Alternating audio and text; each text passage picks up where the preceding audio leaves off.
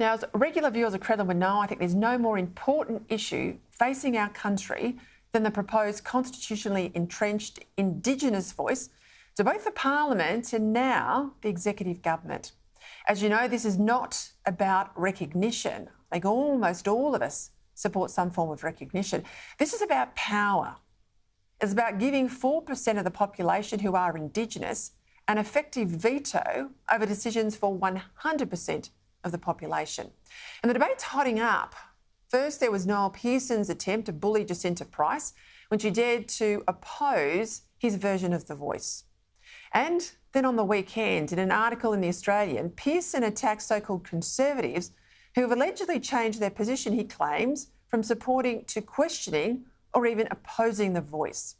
He particularly singled out for criticism the lawyer and former Vice-Chancellor Greg Craven and former director of the Menzies Research Centre, now Coalition frontbencher Julian Leeser. He wondered whether it was, quote, this is Pearson, cowardice or tribalism that had caused them to change their minds on The Voice. And he claimed that they, and I'd quote again, turned hostile because the Voice referendum has been put forward by a Labor government.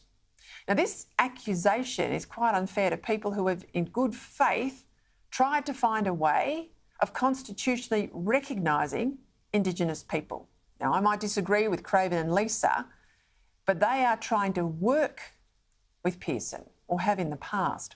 Craven is now publicly raising circumstances where urgent government actions might be subject to High Court injunction because The Voice had been insufficiently consulted. And Leeser, quite properly, is backing his leader in wanting more detail from the government about how The Voice might actually work. Then there's a prominent Jesuit lawyer, Frank Brennan, also in Pearson's sights, because he's told the government that The Voice, as currently proposed, is divisive, likely to lose, and should be withdrawn. Brennan has put forward an alternative version of The Voice, which would be a voice to the Parliament only, so not the executive, which Albanese wants, and would be confined to advising on laws specifically about Aboriginal people. Now, for full disclosure, I get a mention from Noel Pearson on the way through after a meeting with him and Professor Marsha Langton and the then Prime Minister Tony Abbott back in 2014 to discuss some of Pearson's ideas.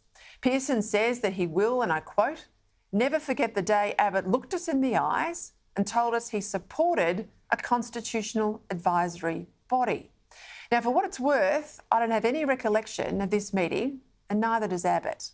And I've certainly never heard any support from Abbott, then or now, that backs The Voice.